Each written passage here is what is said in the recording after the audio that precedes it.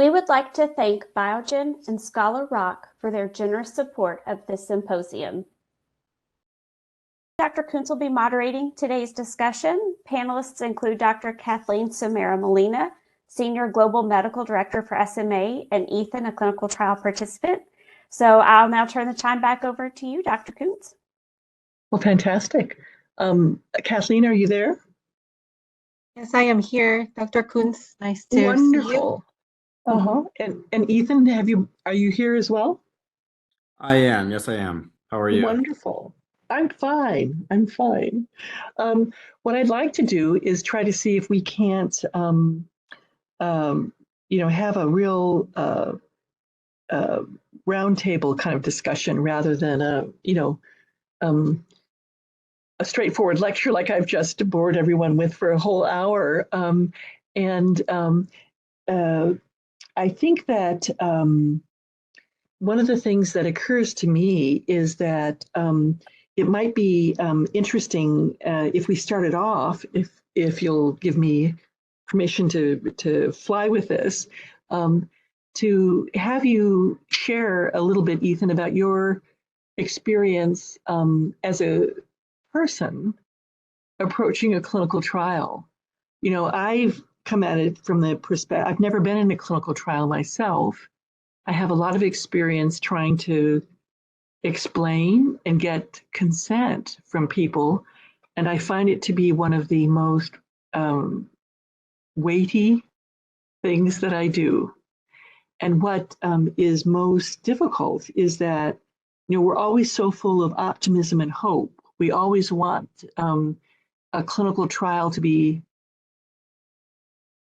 equivalent in our minds to a cure, equivalent to an improvement in something that's very, very better. Yeah, very much better. But in fact, I'm always reminded in a very humble way that clinical trials are being done because we do not know whether the proposed treatment is going to help or not.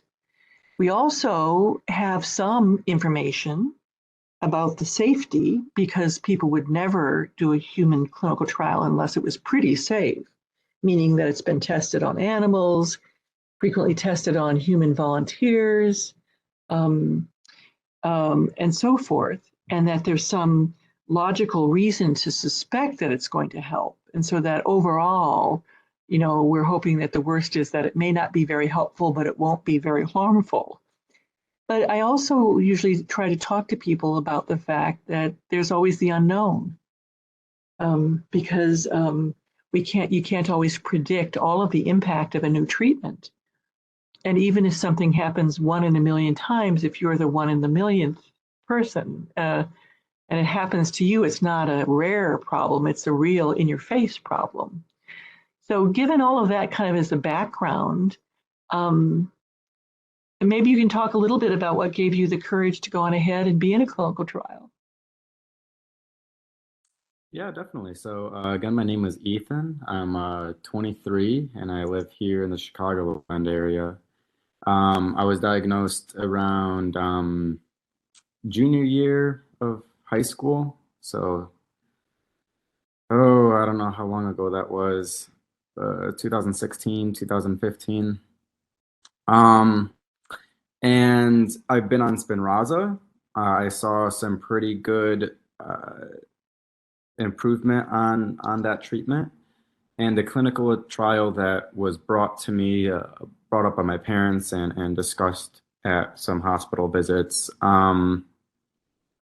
basically was the same exact thing, just upping the dosage. And I think a big reason why I felt so comfortable is because I understood on a scientific level, thanks to a robust and knowledgeable doctors around me at Lurie Children's Hospital, like Dr. Kuntz, I was able to understand how SMA affects the body and what Spinraza or nusinersen does to combat it. And understanding what the trial was fundamentally waned my fears of any repercussions or anything that could go wrong. And as you had said, there's always that possibility of something happening. But I think understanding what the study was doing at its core, just doing exactly what I had been doing for years prior, just at a higher dosage,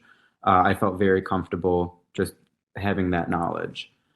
That's how I got very comfortable doing it. Mm, mm, okay. Do you think that the kinds of scales and PT assessments and questionnaires and things that we're always throwing your way, do you get the sense that they're on target in terms of trying to assess what works? I mean, what you need or how you're changing or not changing? Would you have any suggestions for improvement?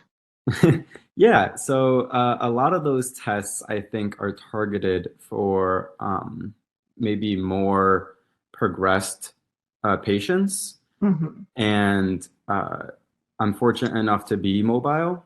I'm not in a wheelchair or anything. And I think a lot of those tests I score highly on. So there isn't a lot of data that I can go back to months prior from previous visits and see what has changed.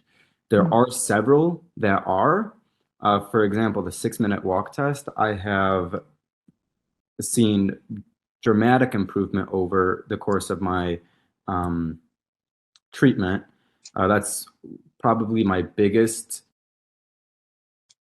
test that I like to do and see my improvement. I know when I started, I think my results were less than half of what they are now. So I definitely would say, for me personally, I would like to see more tests tailored to abilities that I may have already now and see if they are lost or gained in the future, since a lot of the testing is scored so highly for me. Okay. Okay. Well, let's get Kathleen in the conversation as well. Dr. Molina, I know that I want to thank you first off for your time. I want to make sure that all of the participants in this webinar know that the community educators here with Muscular Dystrophy Association were very, very careful to be even-handed and to invite all of the pharma and all of the scientific groups to try to participate in this. And it's just, life is busy. And the only time that this could get scheduled, Dr. Molina and Biogen were the ones who responded and volunteered to do this, and the others were completely unable. But that's why we have no representation from the others. We were just unable to get it evened out. But again, I'm sure you have the same time pressures as all of us do in the world, Dr. Molina. Can you, what perspective can you give all of the participants with of the webinar about this whole process of, it's a real weighty thing that you have as well, trying to decide when you think you have enough preliminary data, non-human data, scientific backup in terms of the mechanism of action and things like that to move things forward. It takes a lot of energy and commitment to do that, as well as funding. And we all very much appreciate that. Yes.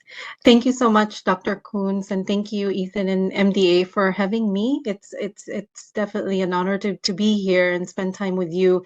And you mentioned earlier, I'm the global medical head of SMA, senior medical director at Biogen, and I do work with Spinraza. However, I'm here today as a scientist who actually has experience on drug discovery and clinical development. And actually, my experience started out at Children's. So where you are, Dr. Kuntz, and Northwestern University. So we have quite a connection. And I used to be living in Chicago and now in the Boston area because I work for Biogen. But yes, I think when we're talking about SMA, it is a rare disease, first of all. So a lot of companies may not want to jump into the rare disease because it's few patients, so it's a lower return and investment. You know, there's high costs involved in the drug development, high costs in marketing the drug in smaller patient population. But I think it's such a rewarding place to be, and having seen SMA advance in the research from no treatment to treatment options now really tells you the dedication of the scientists that are working behind the scenes from the drug development phase, which is always, it's probably, you know, high failure rate rather than success rate, right? And it does take a lot of steps. You mentioned, I mean, we can even go beyond the preclinical side of it, which is, you know, really target identification and validation, and then compound screening, and then lead optimization. Those are the stages in which there's a lot of scientists working behind the scenes. And I think we're pretty lucky for SMA, because we identified the gene, right? SMN. And then we know that part of the pathophysiology is the low SMN protein. I think all of that knowledge, all of that research, those are all preclinical. Now we're getting into clinical trials where we're actually testing compounds like in patients. Because there are treatments now available, what the key challenges are for us in clinical trials is actually having patients that meet the eligibility criteria of not having been treated sometimes, because the gold standards for clinical trials is that having that control. So that's one of the challenges, is how do we enroll patients that meet the eligibility criteria so we can continue to advance our knowledge of in SMA, right? I think a lot of what you said, I love your slide on the key takeaways, and then what other questions that we have is that I think there's going to be a lot of focus in the near term about understanding the real world effects of these drugs. So those are also clinical trials. They're called post-marketing clinical trials, right? Versus the trials that first to get the drugs approved, which are phase 3 trials, right? So those are the ones that get the drug approved and have a label on it. Whereas there are also post-marketing trials where we're studying the drugs that are already approved and what are their real world effect in patients. So I think those are two key differentiation that I would probably mention. Mm-hmm. Yeah, you know, I think that two things occur to me listening to you. One is that I want to thank very much, before I forget, the Muscular Dystrophy Association and other community and family support groups for really funding research, because into the basic mechanisms. And as you say, I can remember in the last decade or two, some very lean times in the economy when the research budgets for NIH were being slashed because of crises in the country's economy, and MDA and families of SMA, now Cure SMA, were working very hard, at the grassroots level with walks and cookie sales and everything else like that to, what does MDA do with the boots and stuff, but, basic fundraising to really make sure to have funding available, even in those very, very lean times, so that people didn't, get frustrated and turn their attention to another area, right? So that's an incredibly important thing. So yes, thank you, MDA. That has been so important.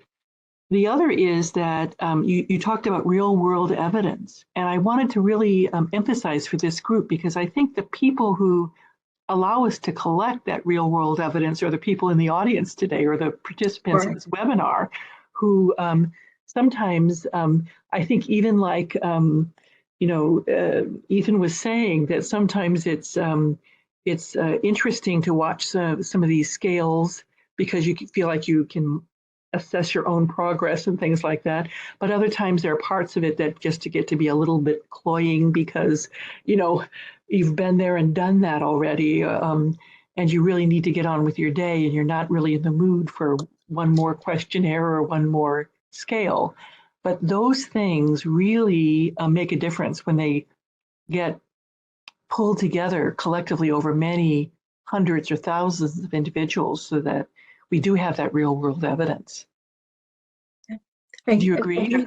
Yeah, I agree, Dr. Kuntz. I think there are studies on real world studies, but there are also patient registries that are really, really very important, because I think one of the questions that I know we were meaning to discuss today too is how do you get patients to participate more in studies? I think it's important to note that you can, through patient registries where there's really, we need that information and data regarding your real world experience, whether you're on treatment or whether you're on a treatment in SMA. It's really very important for us to learn about the treatment itself, but also the natural history of the disease. But then also, what are some of the other areas that we need to do research on and improve on? I think Ethan talked about wish that he's talking about the endpoints. I mean, patient registers could definitely inform us on how what other endpoints we should be looking at, how we could be improving it. So I think your contribution as patient community is so very important. And I think what we could do more as a SMA community too, even pharmaceutical companies, is really look to partner, with you and understand better what you're going through, so we could do a better job.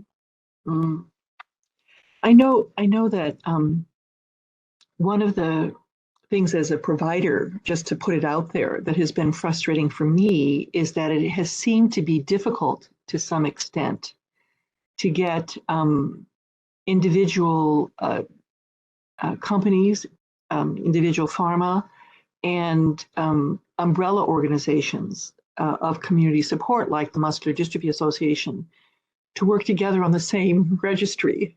Yeah. So from my point of view, that makes it difficult because to enter things into multiple registries is difficult from the team's point of view because it takes more energy. And I can only imagine what it feels like from the patient's point of view. Right now, Ethan, are you participating in any registries that you know of? I don't believe so. Well, I think that you're part of the natural history study that we have here at Lurie, and so you've kind of agreed for us to take passively some of this de-identified data so that it won't be, disclosing any of your personal information, and let us track, how you're doing with your disorder. But knowing that as much information as can be put into these communal registries would help, looking for the outcomes and stuff like that. What do you think as a person? What can you tell me as a provider and the world with all of the companies? What would make it easier for people to participate in registries, do you think? I always think that it's easier to make a decision when you're informed as possible. I don't think anything that I have volunteered for, I've ever been scared to say yes to because I was always very informed about them. I volunteered in New York for those studies, and I'm in this clinical trial. And I feel as though the reason why I say yes to things is just because I'm informed. And not everyone understands in the same way. And I feel grateful for the doctors that I have at Lurie Children's that they're able to communicate with me in a sort of way that I'm able to actually understand some of the science and understand what the study is trying to accomplish. And I don't think I've ever said no to a study.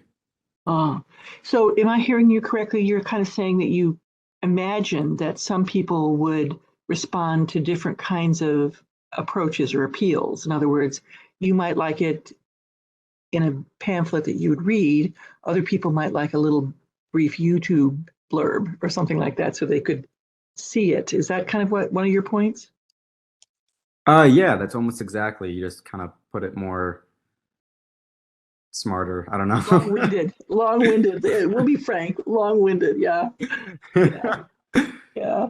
Well, I finally remembered the word. I have to say, I've been sitting here struggling to remember the exact word. There's something called propensity scoring. Kathleen, have you run into that yet? The propensity scoring of some of the matching that they do to be able to use some of the registry and natural history data and real world evidence to match to a cohort of clinical trial participants so Yes, that you can avoid having the placebo control. right. Yes, and Dr. Kuntz, we have a, I'm not the expert on that. We do have an evidence generation team, oftentimes in companies that I've worked in that definitely looked into ways so that we can use existing data rather than trying to find, patients, as controls.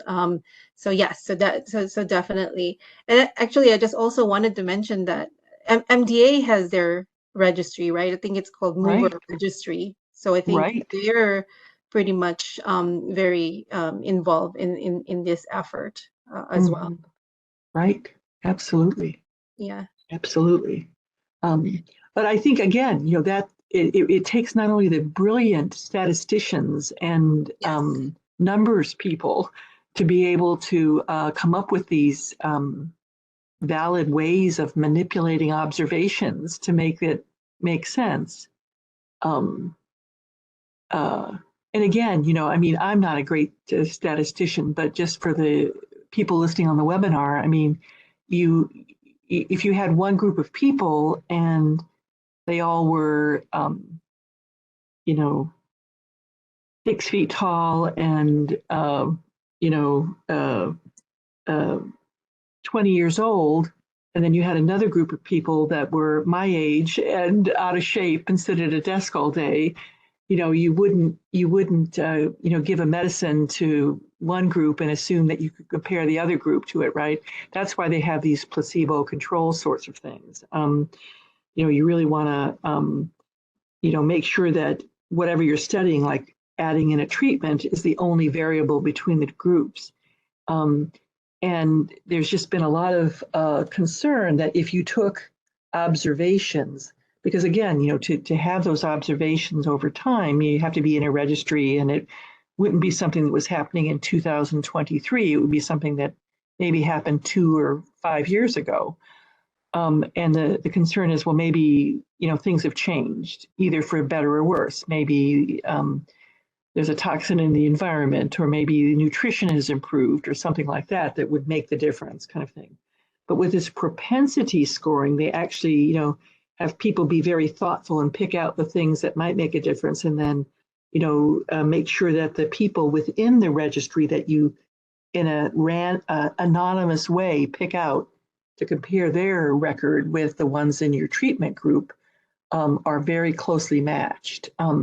So it's an amazing thing, but it not only requires those fancy scientists who figured out this method, it means that we have a lot of people in the registries, so that there Correct. is a lot of individuals to choose from, so that there would be somebody who would have the same propensity score as your trial participant, right? Yeah, I agree, Dr. Kuntz. And in fact, it's not just a number of patients, but also the completeness of the Yeah. data within the registry, right? Yeah. So there can't be any gaps, especially in the variables that you're trying to Yeah. map. And again, that speaks to, again, the effort of the community, the patient community, to volunteer the data within this registry so we could do all of the work that to advance the science and the research and drug development, right, that we're Yeah. discussing. Yeah. Ethan, I've noticed a tendency, because people do want to have complete files, and very few blanks, for registries to encourage us to do it under supervision, where we'd have people come to clinic. We'd use some of the clinic time to have them actually fill out the questionnaires or fill out the data. And the problem with that is that clinics are so busy and so many things are going on that it's really hard to add more tasks to a clinic. And then the other thing is it takes a lot of time. I've always kind of wanted to try to be part of a movement to work toward having very easy to fill out iPads, or things like that, where people could do it, and also to do it at their leisure, where maybe if we gave them a website to clock into or log into, and that you could do it when you weren't so busy within the week before clinic, something like that. So that then if you had questions or things didn't make sense, you could bring it up at clinic, and then there'd only be a little bit of double check kind of thing.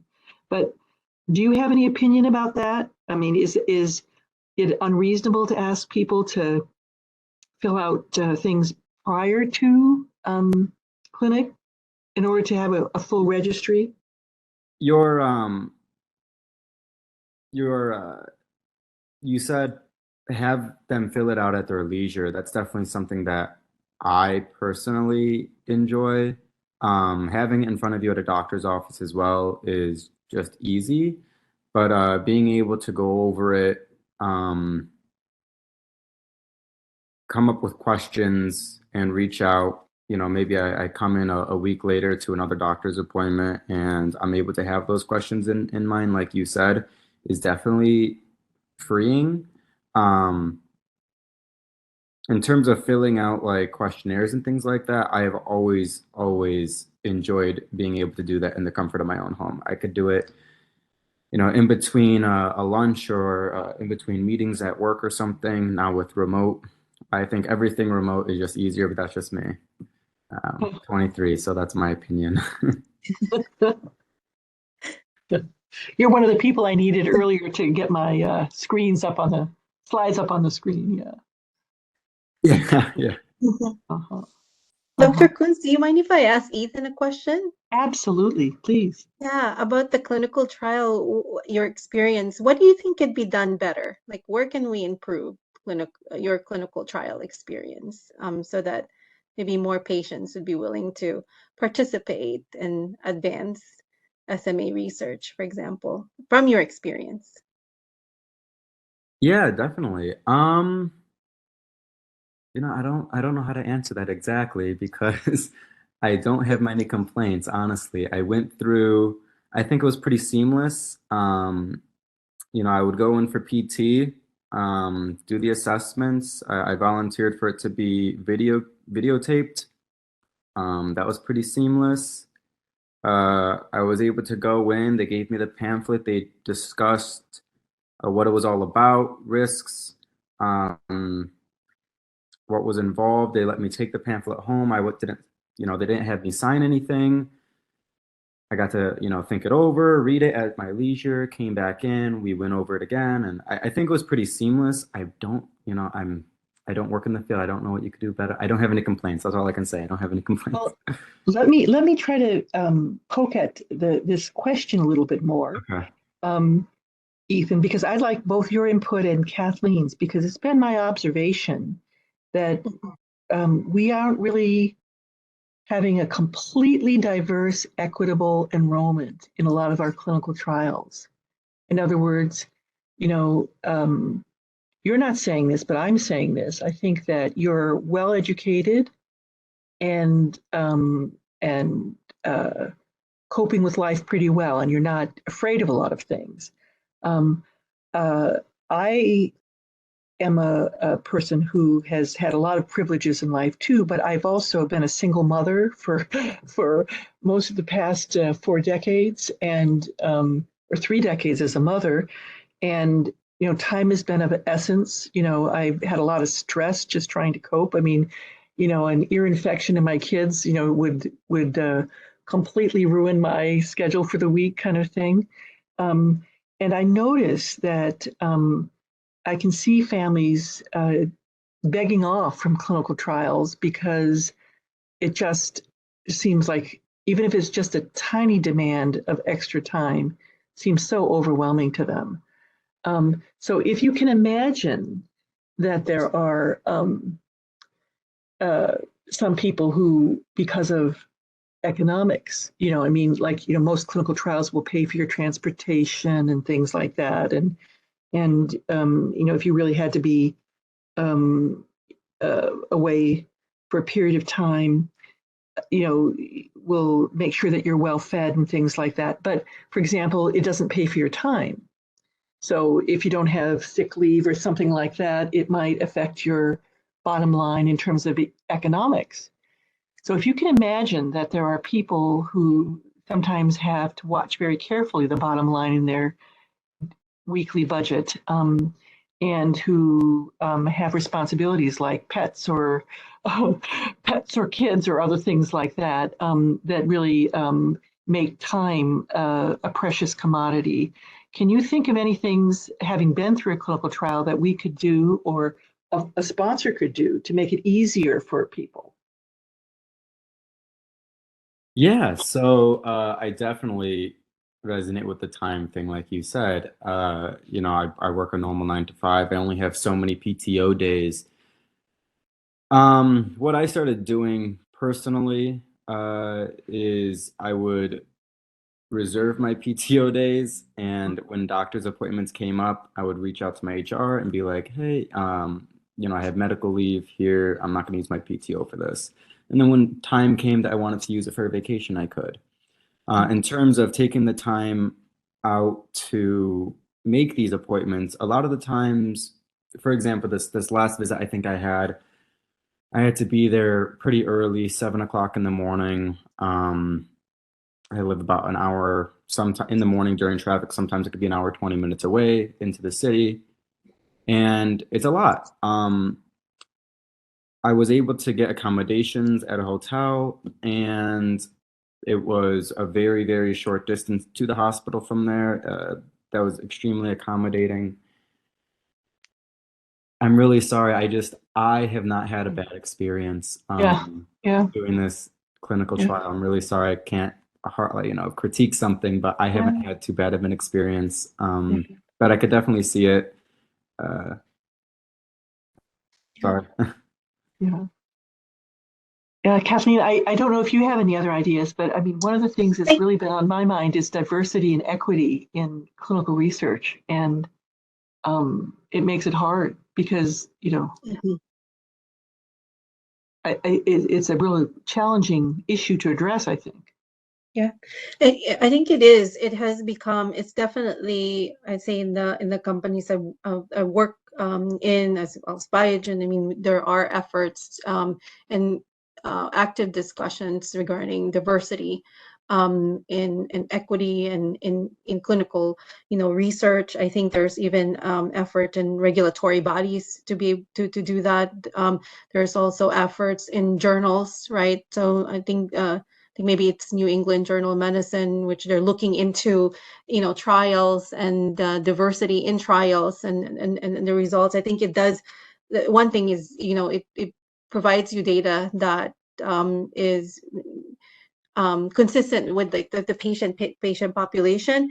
But I think it's easier said than done, especially I think with SMA, rare diseases, for example. So, but it is in an active discussion. I think we're definitely looking into how to improve that. I think from the logistical point of view, what Ethan was talking about, I know trials provide the accommodation, the travel. One other thing that is considered whenever we open sites up for studies is essentially where are the sites, where are patients traveling, making sure that there are sites that are not too far away, right?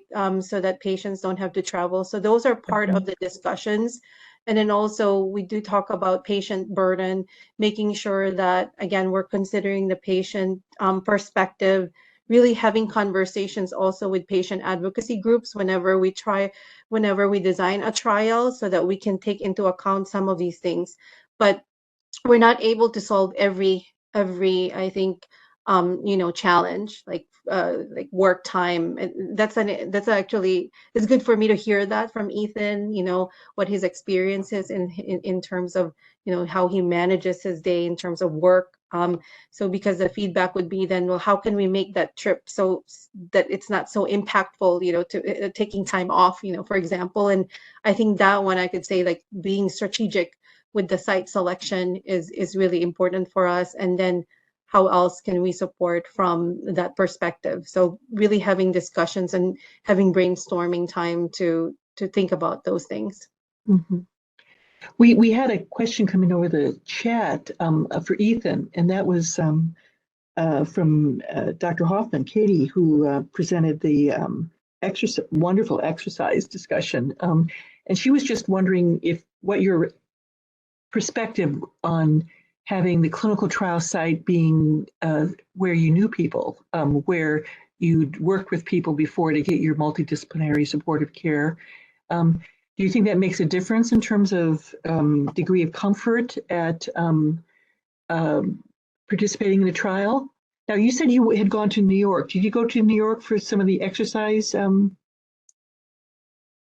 Yeah, I went to New York for the 6-minute walk test and the bike riding for endurance. I believe that was 2018, I think.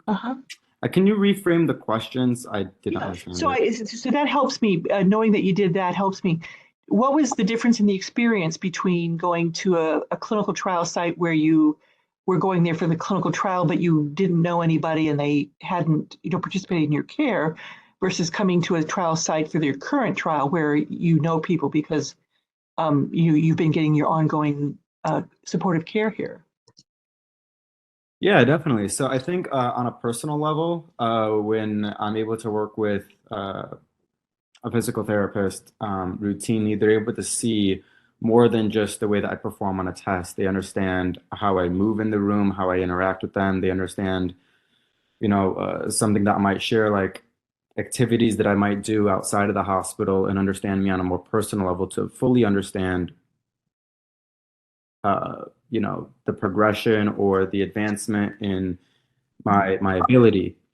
I think the trial that I did in New York, definitely, I liked it because it tested things that I didn't have a ceiling on. And I came back to New York 6 months later, I believe, to test again. And that's all great because it's data and it's numbers on a graph. Although having that personal connection where you can see more than just the numbers on a graph and see where I'm progressing, I think is more important to me, because sometimes I will, score a 2 on some of those exams, and there's nothing higher than a 2. Yeah. I think that answer, I'm not sure if I even answered the right question. I think I answered the question though. Yeah, no, thanks. Well, we have a few more minutes. I want to encourage anybody, while we're sitting here chatting and having a wonderful time on our end, anybody from the webinar who'd like to direct a question to any of the three of us, please go ahead and feel free to put it in the chat. We'll make sure to address it. Yeah. Dr. Kuntz, while we're waiting for the community to put a chat on there, can I just add to what Ethan described from perspective of those that are sponsoring the clinical trial per se? So a lot of the times, we assess the sites very well. So we do feasibility assessment of the sites, and not every site is made equal, right? Dr. Kuntz, would you agree that some sites, they've done many clinical trials before, they have the expertise, experience, and in SMA, the physical therapy and the motor skills are very important in the clinical trials, and those are done with very experienced physical therapists that may not always be available in certain, practices. And that's why probably you had to travel to certain places where they had that expertise. And that's really very important, because when when especially in these motor scales, right, that takes an expert to do, it's very important that they're done quite consistently so that our data, so we can make sense of our data, and then we decrease the variability of that data that's coming. So I just wanted to explain that because maybe it's not thought of that way, but I think it's very important. Mm-hmm.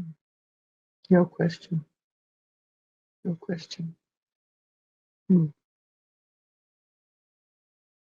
No question. Marissa and Kayla, by the way, if there are any other things, I don't have any notes in front of me. If there's anything that we need to address that I haven't thought of, please feel very free.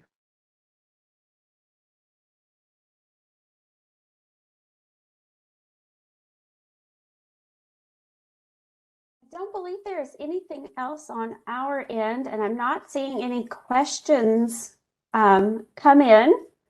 Uh-huh. So I guess we can go ahead and start to wrap up. So I would like to once again thank you all of our guest presenters today, Dr. Hoffman, Dr. Kuntz, Ethan, and Dr. Samira Molina. We appreciate your time, your expertise, and all that you do for the neuromuscular community. Mm-hmm. Again, this program was made possible in part by our industry supporters, Biogen and Scholar Rock.